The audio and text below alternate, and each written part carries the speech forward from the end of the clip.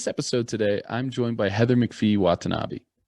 Heather is a former two-time Olympian, two-time national champion. She had 15 World Cup podiums and spent 10 years on the U.S. ski team as a freestyle mogul skier. Heather is currently a sports and entertainment associate and financial advisor in wealth management at Morgan Stanley.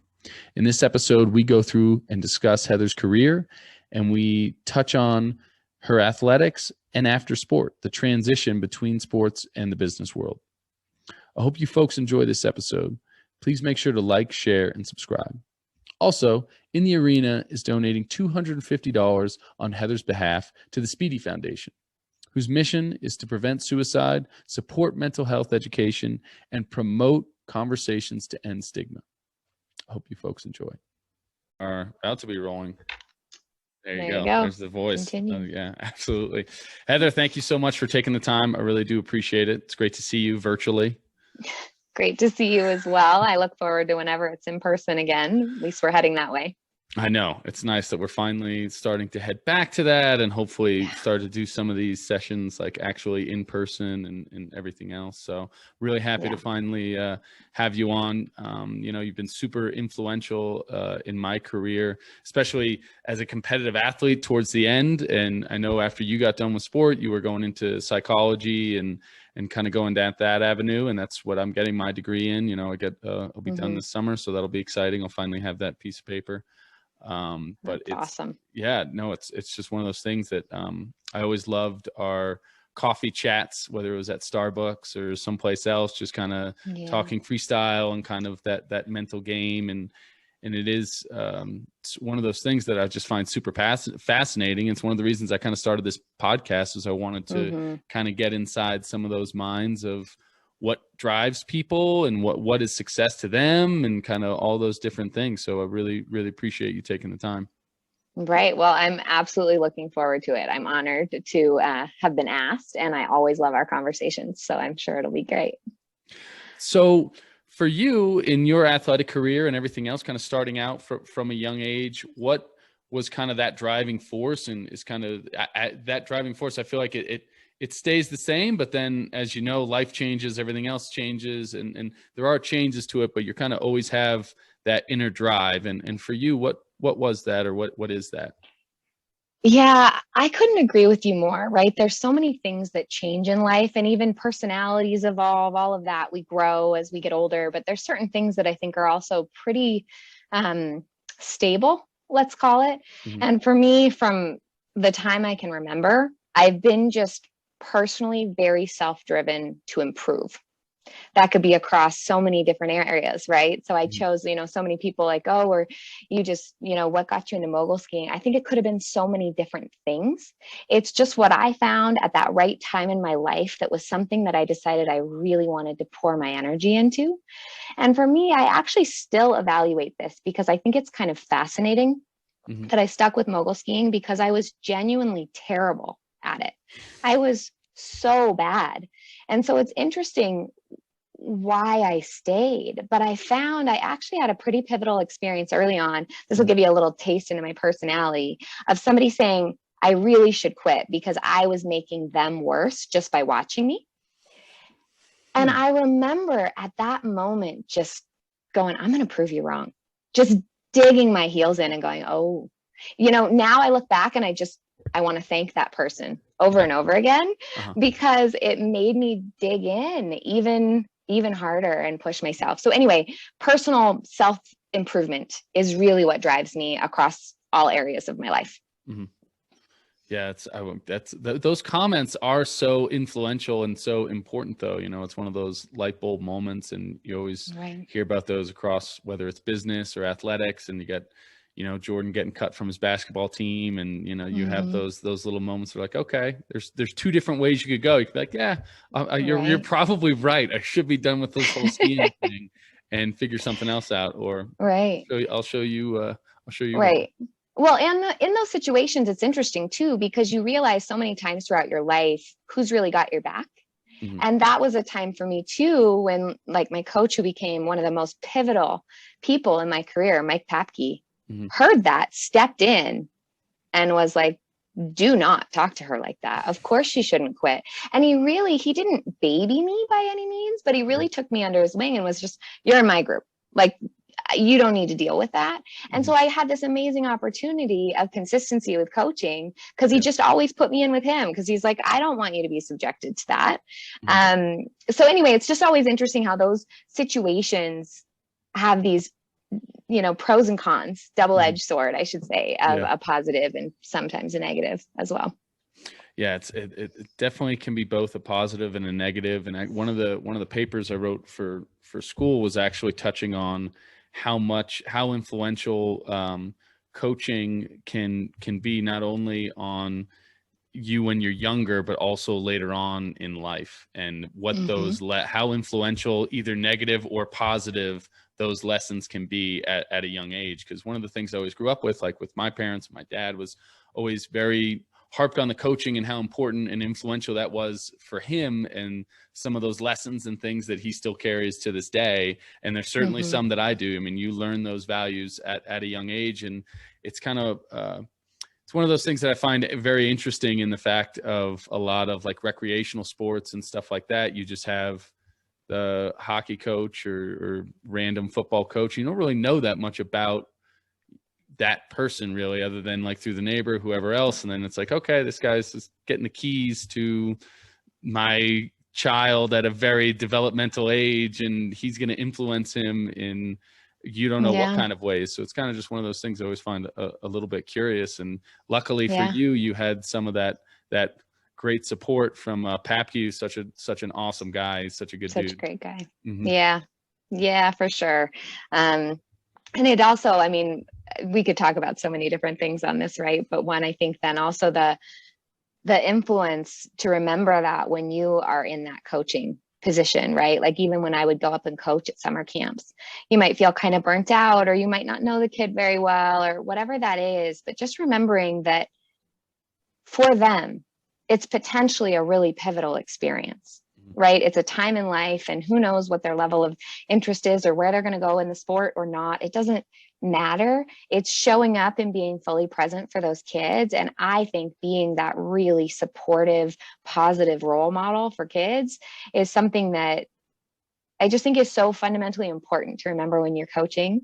And again, you're talking about coaching through the lifespan, right? But I think especially in those really impressionable years, like you and I now, we're like, okay, I know who I am. If somebody gives me some comment that I really just don't like forget about it. Right. You're not probably as much questioning, who am I and how do I want to shape myself? And you're not even consciously asking yourself those questions when you're a kid, probably, but coaches are really shaping that, teachers as well, obviously. But anyway. Yeah, no, absolutely. And who were some of those other influences, not only at a younger age, but kind of throughout your career in athletics, outside of athletics, as you moved on after that, who really kind of helped advise you or mentored you, or just were super influential as you've kind of looked back and had a chance to reflect on athletics and where you are now? Yeah. So, I mean, I guess it doesn't go without saying, because maybe not everybody has this experience, but of course, first and foremost, my parents, right? I have incredibly supportive parents. They never pushed me, but they were very supportive. They could see my passion and they did what they could to support that, but it was very much my dream and they never made it their dream. Right. So I'm very grateful for that. And even more so now, as I've seen, so many different ways that can evolve. I never had that kind of pressure. Papke, for sure, my first and really, most influential coach, for sure. The reason I stayed in freestyle, I was this very serious little kid that came from gymnastics, and he made everything playful and funny. And just even he helped me to not take it quite so seriously when I was really young. And I think that helped me my whole career. Then Dowling stepped in, offered me a scholarship to his program that was an absolute game changer for me. 6-day-a-week program and the support I needed. And that's where I made the national team from. I had given myself an ultimatum. I mean, before that point, I was known as the girl who won training, and I kept just choking under pressure. which then, we can speak all to the mental side too, which is so important, right?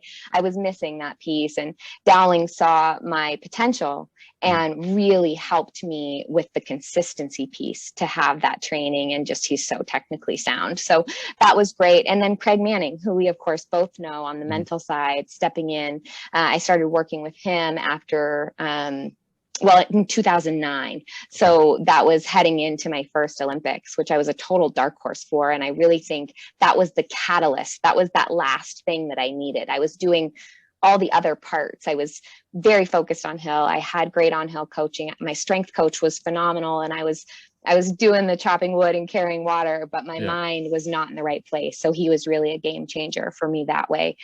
So those are the main ones. And then, my career and beyond, definitely my husband. I mean, he's somebody who, this maybe sounds like kind of a silly story, but it really speaks to my husband in spades, is he always forgets when I'm injured. And you could either look at that as like, wow, that's really frustrating, but it's because he never thinks of me as injured or broken or unable to achieve anything. And so he's just always supported me so much in that way. And sometimes that support is asking me really hard questions that maybe are things that I didn't necessarily want to face, but he sees how important it is to me. Like, for example, heading into the Sochi year, I had a big decision to make into the 2014 Olympics of, am I really going to stick to it and do these two more difficult tricks, even if that means that potentially my results won't be where I want them, but it's what I've spoken to, it's what I've committed to. Every single girl that I've coached for the last 4 years, I've been telling them this. Or am I willing to back down on my tricks and try to speak to more what the judges were looking for at that time? And he asked me that question well in advance of, if it comes to this, what are you going to choose and what are you going to be able to live with? And so I appreciate those sort of influences in my life, of somebody who knows me that well and says, you're not going to want to hear this, but have you thought about?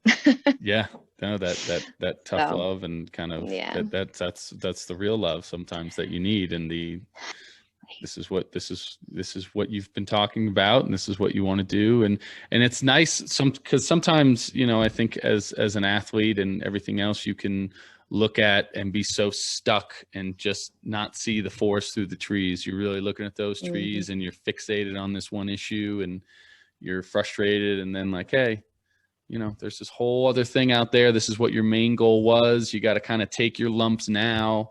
And then a couple of years from now, whether it's like learning a new trick, I mean, that's always, at least in our sport of mogul skiing, it's such a difficult thing because you could be at such a high level where you're right there.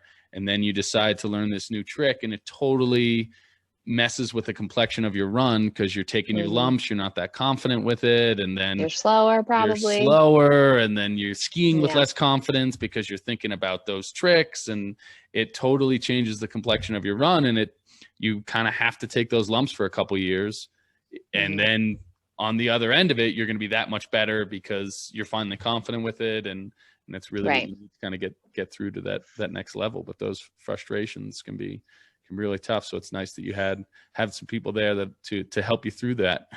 Yeah, absolutely. And then with Craig, I mean, so how did you find out about Craig Manning and Fearless Mind and kind of getting into that? Yeah. So I mean, I had, let's say, dabbled on the mental side of sport before working with Craig. I had an opportunity just kind of in like a group session with Bridger Ski Foundation to sit down with a mental strength coach. And I'd read a couple of books and nothing had fully resonated with me. I think the stigma has changed some at this point, I think, but also there was this stigma around working on your mind. It was like you were broken or something was wrong if you were working with a mental strength coach. Right. So that all segues into, so with Craig Manning, Emily Cook is a really good friend of mine and was working with Craig and had spoken highly of him. And then our head coach at the time, Scott Rawls, even though I wasn't funded by the national team at that juncture, had offered for the team to cover for me to work with a sports psych. Obviously kind of hint, I think this would really serve you. And we know you don't have the resources to do it. And I was actually on blank kind of offended. Right? I was like, I'm not broken. I don't have anything wrong with me. I don't need to see a mental strength coach. And I was calling my mom. She's always kind of my first go-to. And I was like, can you believe, basically like the indignity. And my mom, she is so amazing with words. She kind of took a deep breath, let me like let out that emotion and vent. And then she's like, you do everything else. You work on everything else. Why wouldn't you work on your mind?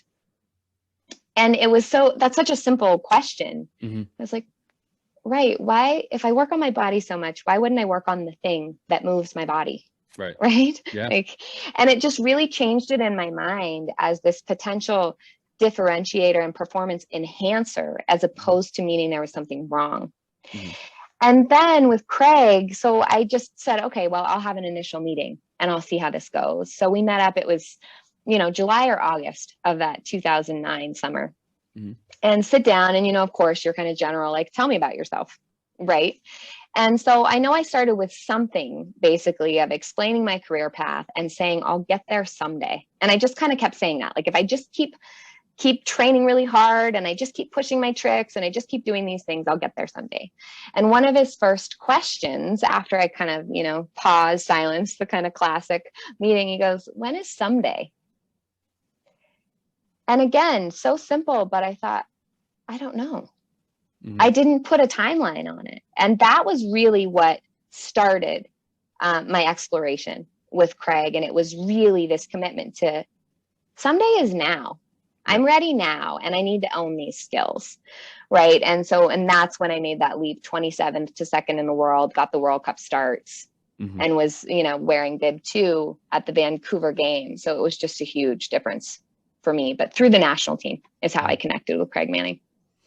I mean, it's super, super, super interesting. Just a slight little tweak. And I mean, so before you had kind of really did the full dive in and everything else, I mean, what was it like? I mean, obviously the results are 27th and everything else, but I mean, was the mindset and when you're going in and actually doing the competition and the training, like, was that completely different as well beforehand compared to after you started working with him? Or was a lot of that, like, what were kind of some of those changes that you started to go through?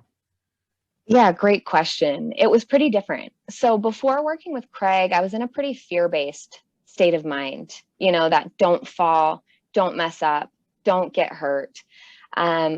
What if I don't requalify for the team? What if I don't get funding? All the bad stuff, and it's like the whole don't run into that when you're riding your bike or something and you hit the rock and you follow, it's like classic once you started to look at it.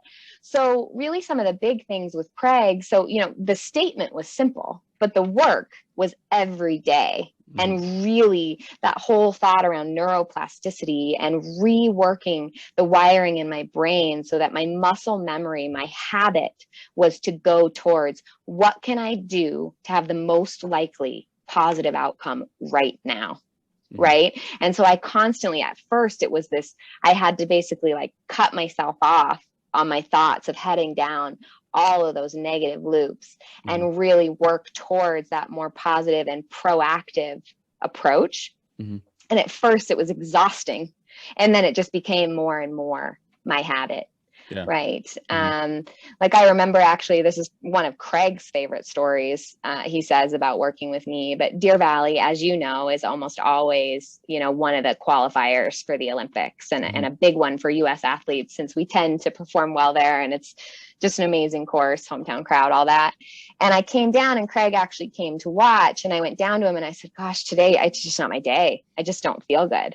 And he was like, again, just kind of classic, simple questions. Why?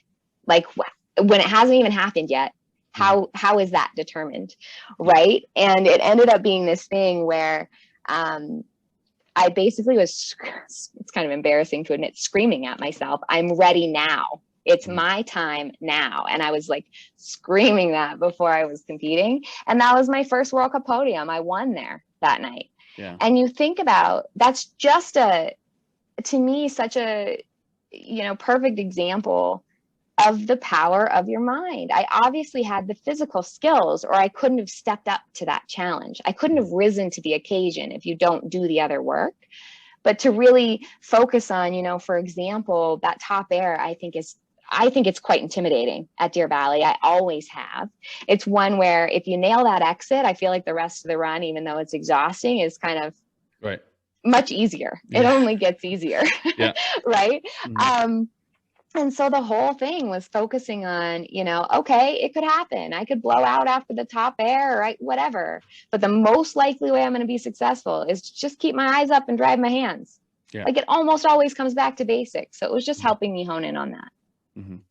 It's simple, but so the hard thing is the execution. I mean, it's simple when you go through and you talk, and I mean, a lot of the different guests and stuff that I've had on, I mean, it is about those fundamentals and those simple, like little things, but then it's actually going through the process and doing that work and having to go through the neuroplasticity and going through that reprogramming. I mean, it sounds super simple and just a little conversation we're having here, but the actual fact of going through and like, nope, that's a negative thought. That's not the new way I'm thinking. I'm now gonna, and to make that change. And I mean, it sounds like you were able to get a lot of belief, and before, you kind of had shouldered a lot of that stress and kind of the what if, and that don't do this, don't do that. And then I was like, okay, like I am ready. I don't need to, there's no waiting on the timeline. It is now. Right. Carpe diem. Yeah. Well, and I think that and I honestly still sometimes struggle with confidence issues, right? It's kind of, I would have this, like, am I worthy of this? Basically. And I think that's somewhat of a fairly normal human experience. I mean, not across the globe, obviously, or I should say across the board, not just speaking to geography by any means, but just that whole concept. And what's also that balance that I feel like you're maybe always grappling with, whatever balance means, but of acknowledging and letting yourself kind of have those lows sometimes, or whatever that needs to be, of just feeling it and wallowing in it, let's say, and then going, all right, let's move on. Like, what am I working on now? Right. Because I never wanted to be fake about it or sit here and say, oh, well, now that I worked with a mental strength coach, I'm positive all the time. I have no confidence issues and it's just, easy. No, it's constant work. But I think it's like, I explain it kind of as anything else, right? Like, let's say you've been out of the gym for a while. So you're kind of out of practice and out of step with it. And you're trying to figure out your routine. And so even that, let's say you even show up. At first, it's mentally challenging on top of physically challenging, because you're like, okay, what do I even do? Right? You kind of need this roadmap.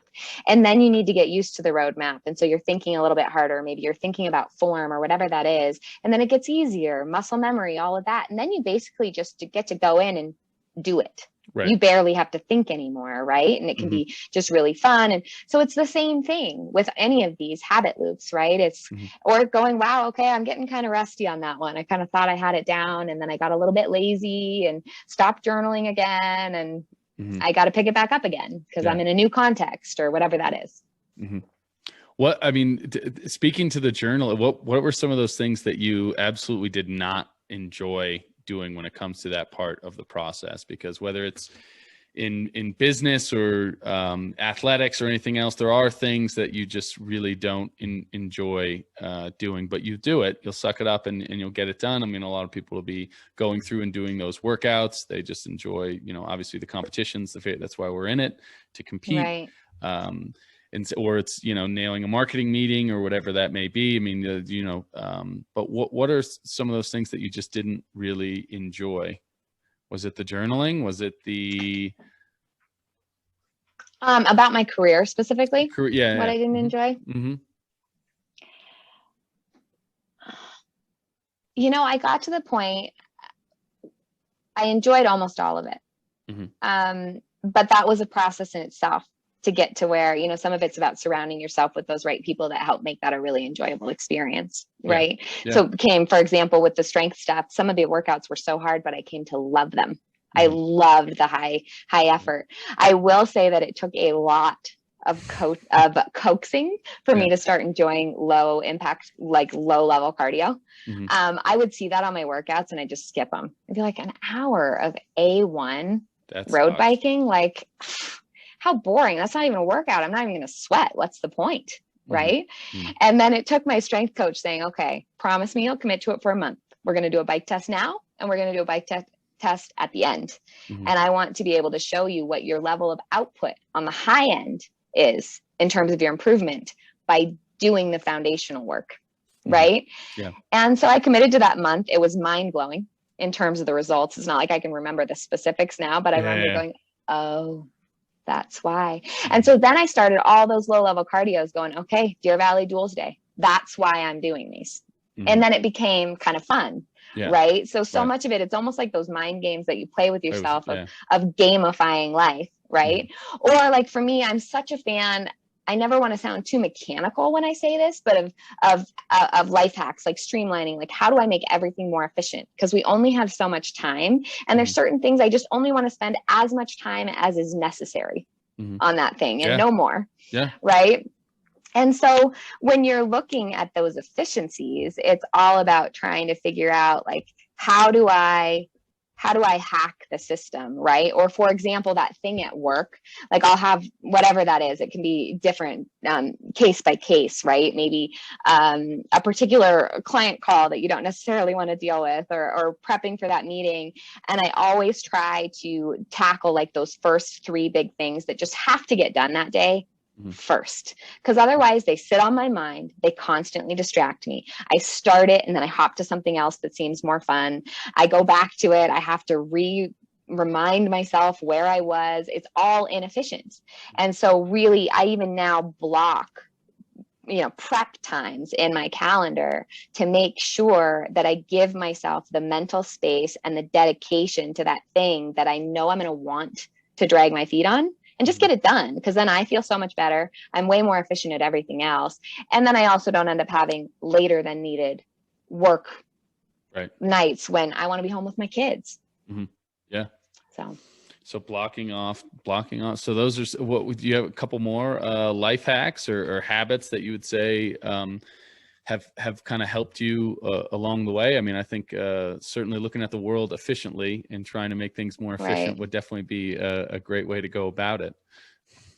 Well, and I think some of it, I mean, this also sounds pretty basic, but I think is tougher in practice, is really genuinely asking yourself, let's say there's something that's kind of firing you up or bothering you. Like, do I have control in this situation? One, being really honest with yourself, because sometimes you really might, and you might be being a victim to the situation, or you really might not. It might be something that really, there's nothing you can do to affect that outcome. So if you have something you can control, going, okay, so what is that? And just do it, right? One foot in front of the other once you find that. Or if you really have no effect or no possibility to change that, let it go. Like, there's nothing you can do. It's a total waste of energy. I'm not saying I do that every time, but to just brew on something that you don't get to affect is pointless. Either affect it or move on. Right.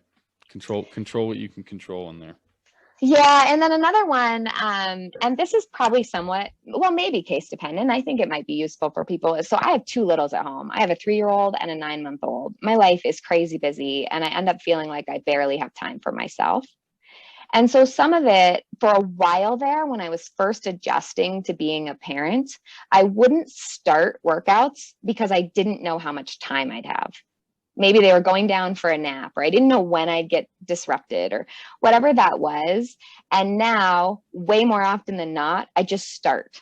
And I've chosen to be okay with, maybe I set up to do a 30-minute Peloton strength workout and I get 10 minutes in and somebody needs me.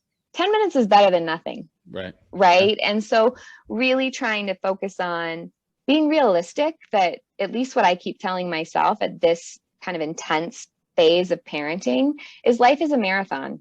I'm not working out like I used to. I mean, for example, how I was saying, oh gosh, I was dragging on those 1-hour cardio sessions. What I would give to have an hour by myself now of low level cardio. So it's just funny, that perspective I think helps, and just going, do what you can with what you have. Yeah. And I think it's always better to start and then see what happens. Give it a start.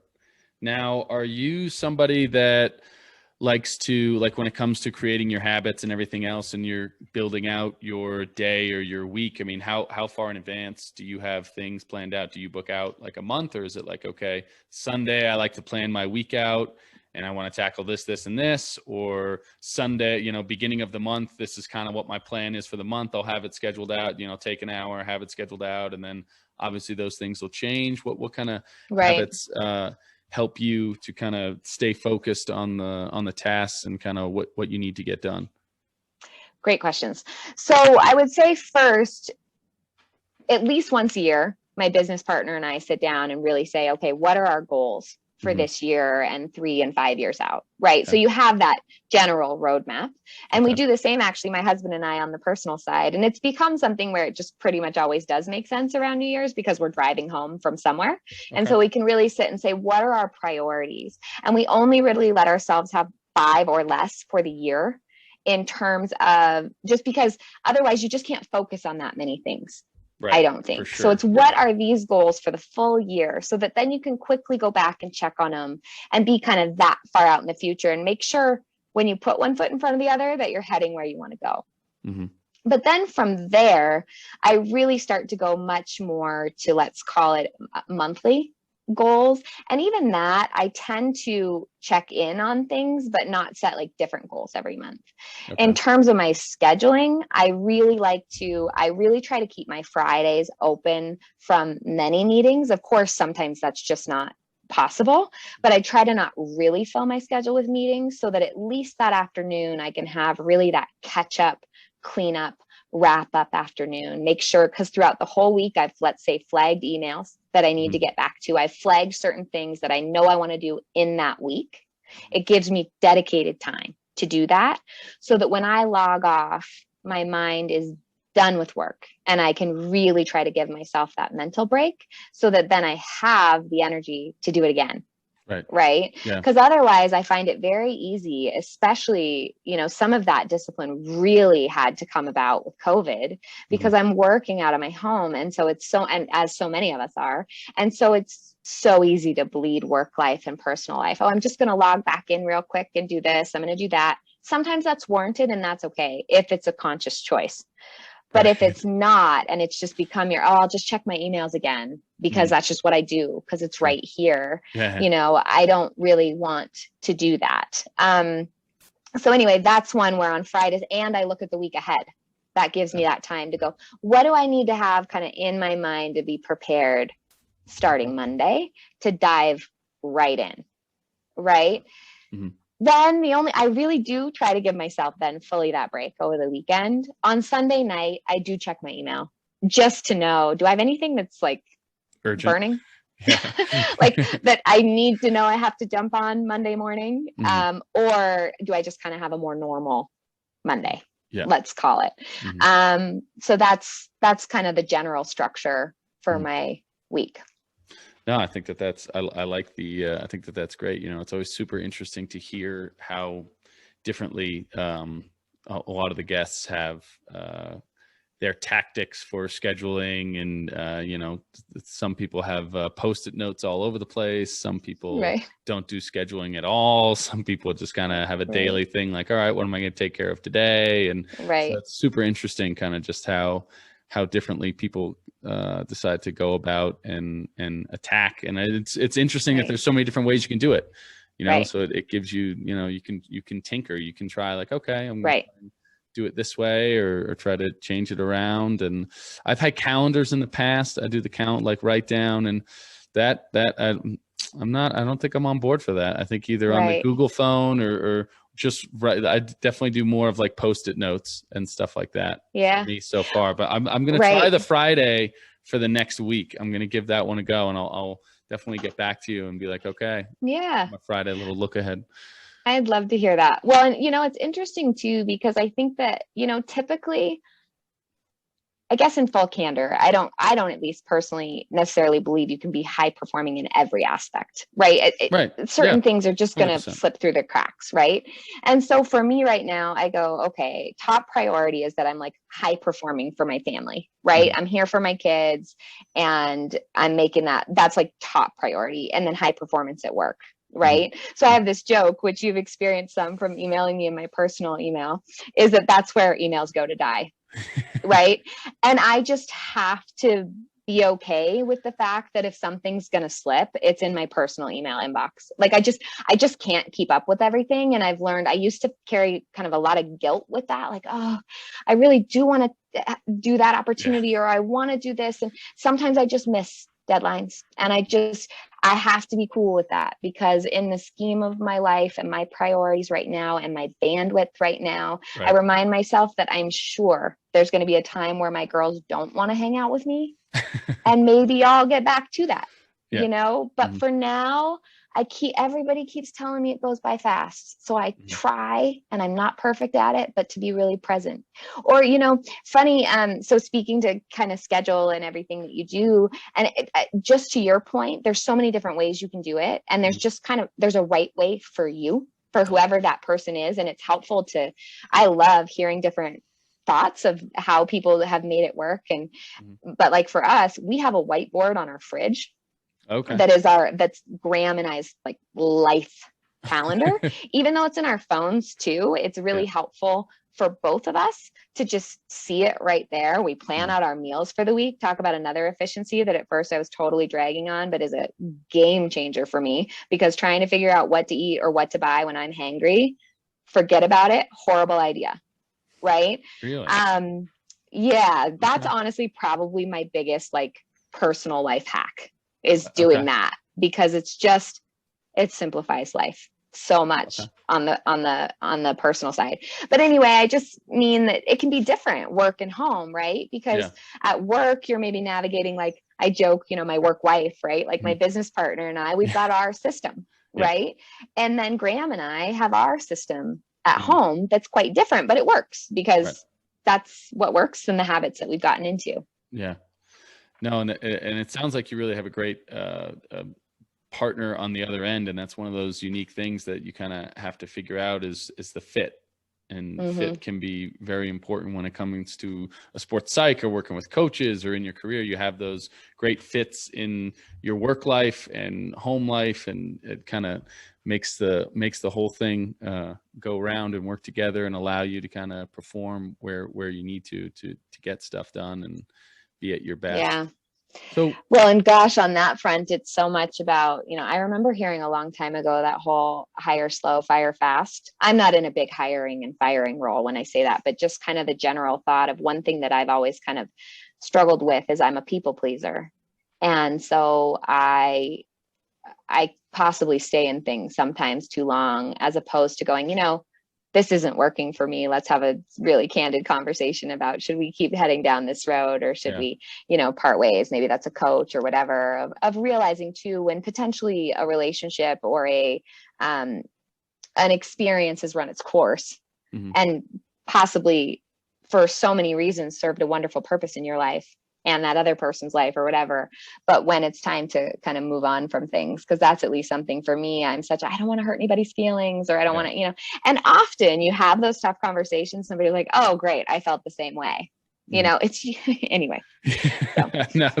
No, definitely. That is part of the problems of being a people pleaser, because I'm the exact same way. Definitely always want to make sure everyone's doing okay. Like, comes from like I think it definitely family, grandparents, stuff like that. Everyone doing all right? You okay? Everything's good? Right.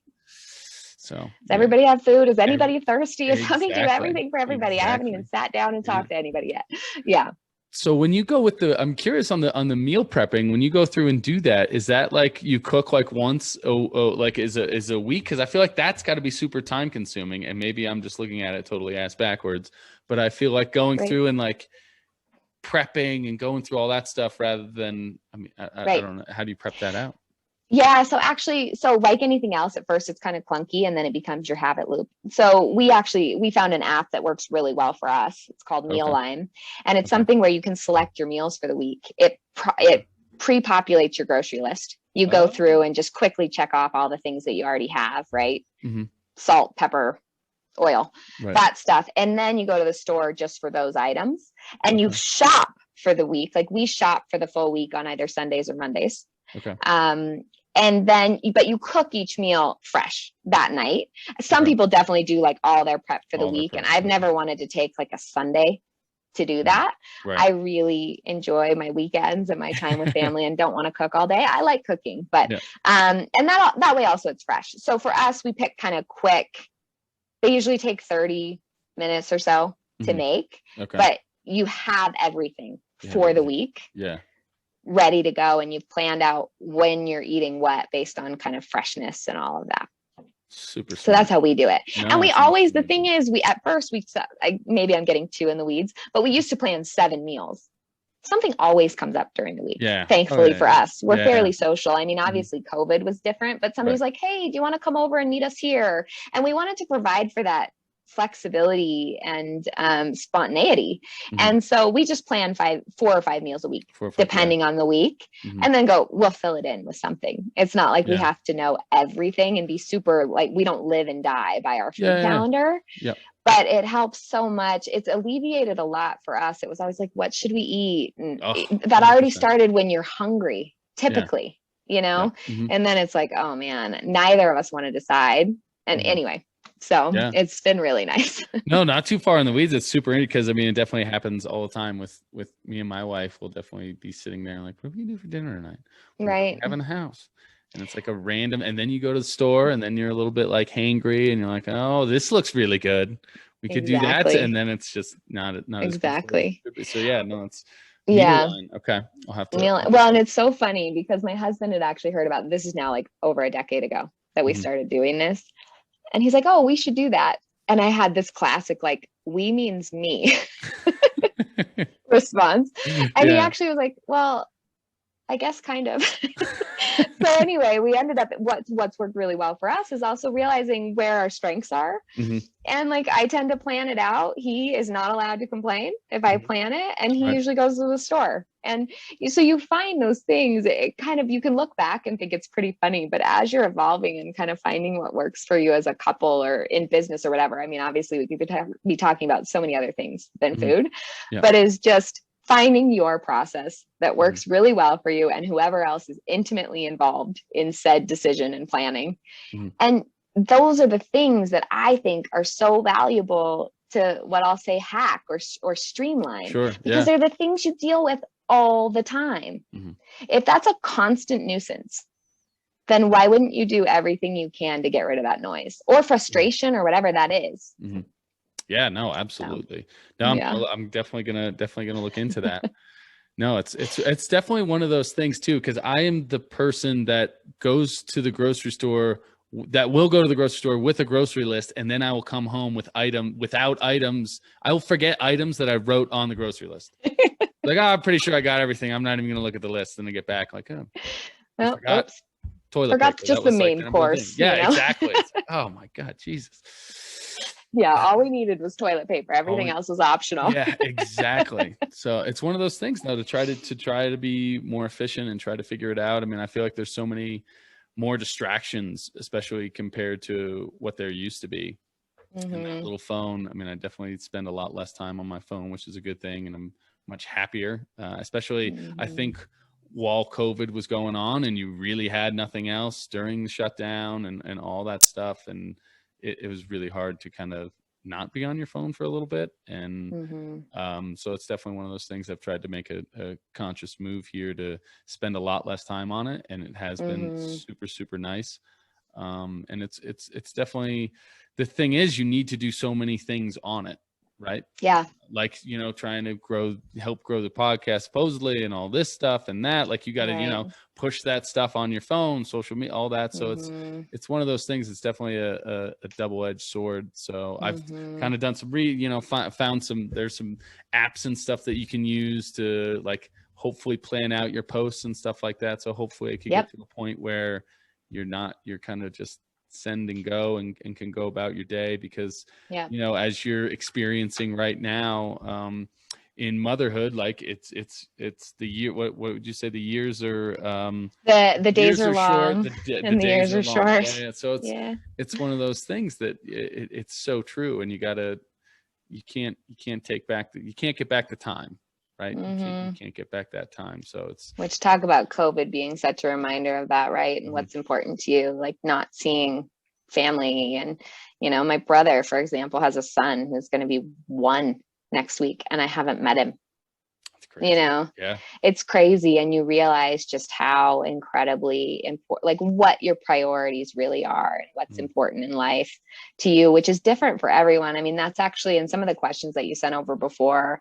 One of my, I guess I'll say, favorite things to really brew on or think about is kind of that definition of success, what success looks like to any individual person, right? And I think COVID was another time of asking those kind of questions, right? What does a successful life look like to me? And those are such personal decisions, but I think really knowing those things and what really makes you tick as a person are so important, because otherwise it can feel pretty blah. Yeah. Yep. No, definitely. Yeah. I mean, like when I was starting this thing, I was not planning on doing it over Zoom, and then life happens, you pivot, and you're able to find these new avenues. I mean, how much has it changed for you just in the past year with, I mean, not only not even be able to see family, but I mean, work-wise, was that a hard adaptation of like, okay, now you're in the workplace at home with your kids? Right. And I mean, how difficult of a dynamic was that for you? I mean, as you said before, they kind of bleed over, right? You get a little bit of work kind of bleeding into normal life.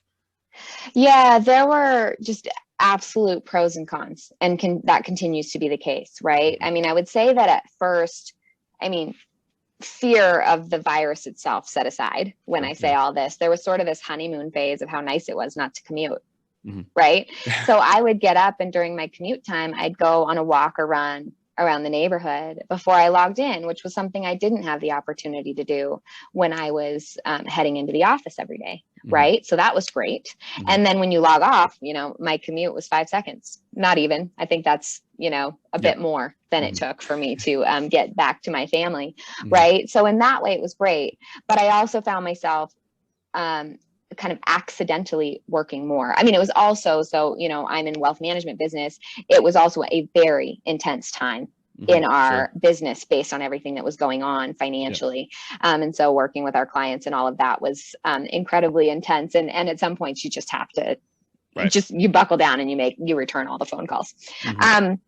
So anyway, now I was actually just speaking with a friend last night and saying, you know, the honeymoon phase has definitely worn off in terms of, I actually kind of miss my commute. I used to ride on my bike most mornings, or it was when I caught up with my parents. So I haven't talked to them as much because you don't have that in between time where I could just catch up and have a little bit of my own time.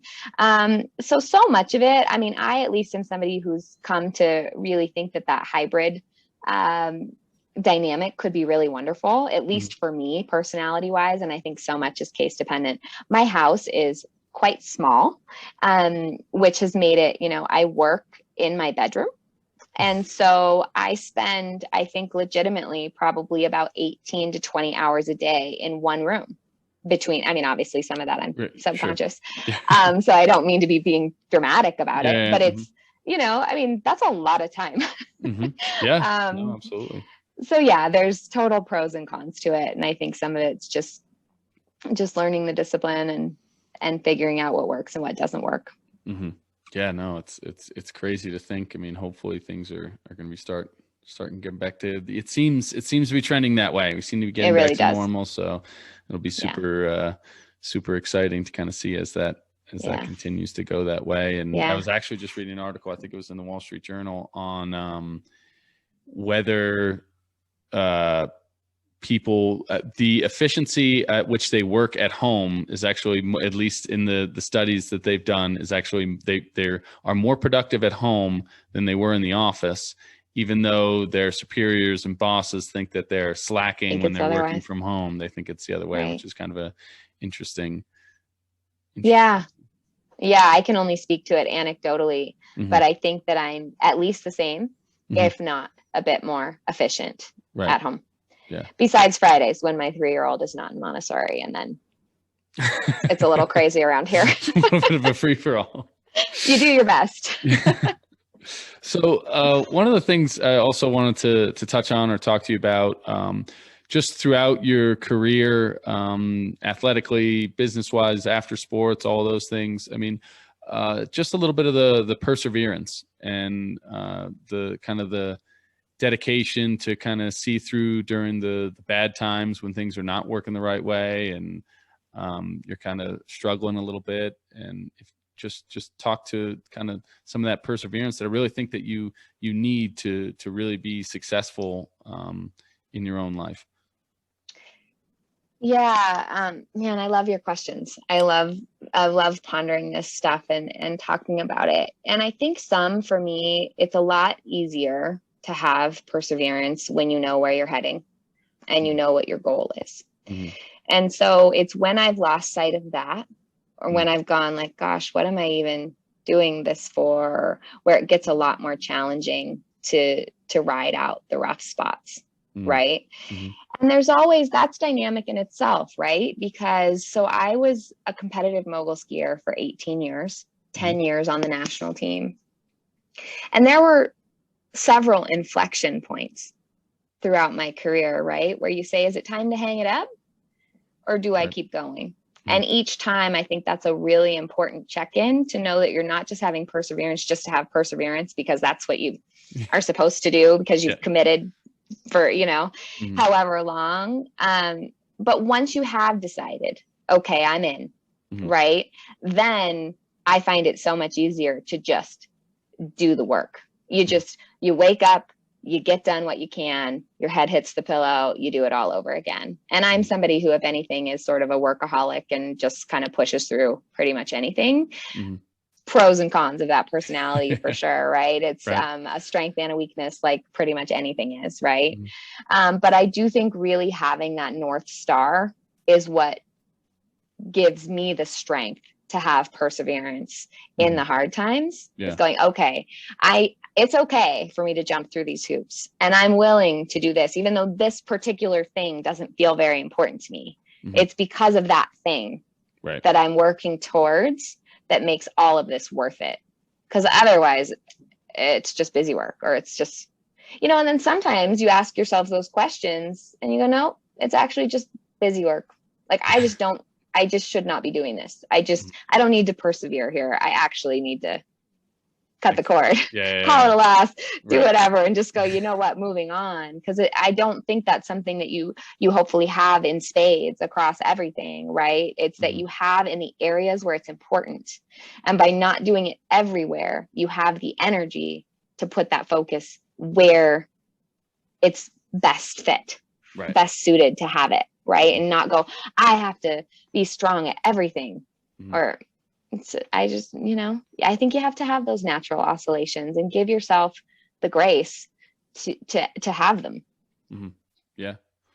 No, I think that's definitely a really interesting and good way to kind of to think about it, because there are you can't be perfect at everything, or you can't be amazing at everything, and you do have those weak spots that you need to work on, and I think being able to kind of have that, I think that's a good and interesting perspective on the perseverance, and it's not just perseverance for perseverance sake, to be able to be like, all right, is this really worth it just because I've been doing it for this long, or is it time to exit stage left? Kind of able to know and understand that difference, because there is a difference.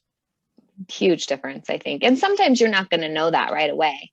Right. Sometimes it might have to be something like, okay, I'm going to give this another, totally arbitrary, but 6 weeks. I'm just going to commit. Like, I'm all in. I'm persevering for 6 weeks because I really want to find out, is this really important to me? And then you'll have more beta by the end of that time and go, it's not. Or, oh yeah, I'm on the right track here and this is worth it.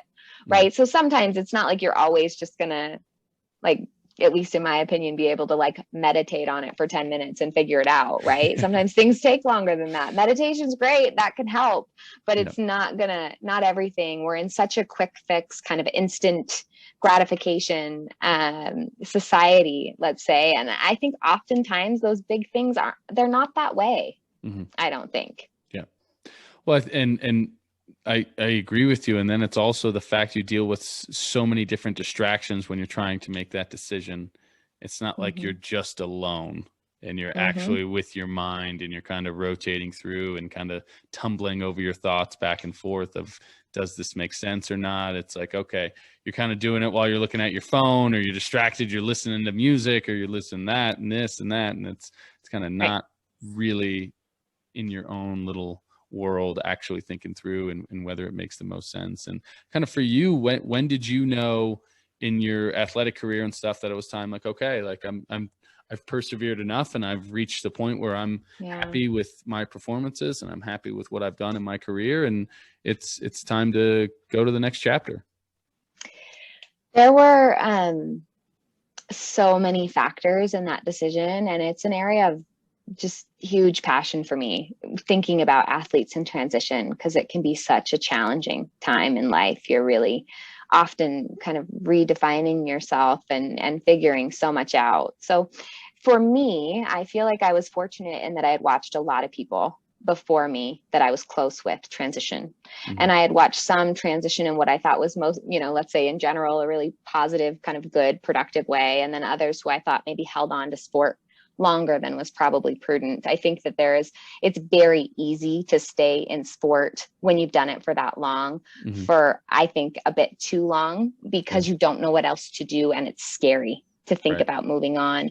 And so I had made a very conscious promise to myself that I would never stay mogul skiing just because I didn't know what else to do. I was very realistic with myself that I wasn't going to know what I wanted to do until I took the plunge and retired. Now, that said, I was really fortunate on a couple fronts. One, my retirement wasn't forced upon me by an injury. I got to choose, which is hugely different. Also, I was very fortunate that based on how I had performed for the team for the last many years, they were willing to give me a year to take a break and still be named to the team, but not take resources from the team, and really see, was I burnt out or was I done? Like, did I just need a break? Because I had been very fortunate. I had never had an injury that kept me from competition. So I had been competing for 10 years straight on the national team, which I realize how incredibly fortunate I am to say that. Right. So I get this is a really dynamic answer, but I think that it's a really dynamic decision, right? Sure. Another part of it for me was, as you know very well in our sport, there's the breakdown in terms of the scoring, and they were changing that to where airs were worth even less, airs and speed, and turns were worth even more. They were going to the 60-20-20 percentage wise of your score. And I am such a believer in progression. And I didn't feel like the sport was progressing in the way that I wanted to, or nearly as quickly as I felt like it could. And I had been beating my head against the wall long enough in terms of really pushing that. And I know some of that, I'm not a victim in that situation. I made my choices and that's just fine. But the sport wasn't really heading where I felt like I wanted to participate in it. I really wanted to see more progression, especially on the women's side. So anyway, there were a lot of factors, and it got to the point where I wasn't willing to take the hits anymore. And I think when you do a sport like that, you have to be willing to take them and be willing to have those consequences, or else it's just time to be done. I didn't want to go through another surgery. I didn't, I wanted to have kids, and I wanted to be able to pick them up, and I wanted to be able to run with them and play with them. And it was just time. Yeah. No, I mean, you had an unbelievable career. And so it is, what were you saying? Oh, just one other thing I want to speak to though, of what you were saying of, I think some of it though was coming to terms with the things that I never achieved in my sport that I really wanted. And being willing to say, I really wanted those things and I didn't get them, and I will never get that opportunity again. And I think acknowledging that and really letting myself feel that it wasn't this, like I failed, but I wanted an Olympic medal badly. I was very close in 2010. I was, coming into the 2014 season, I was kind of, I was at least highly considered to have one of those medals. Right. And I didn't, and I will always wish that I did.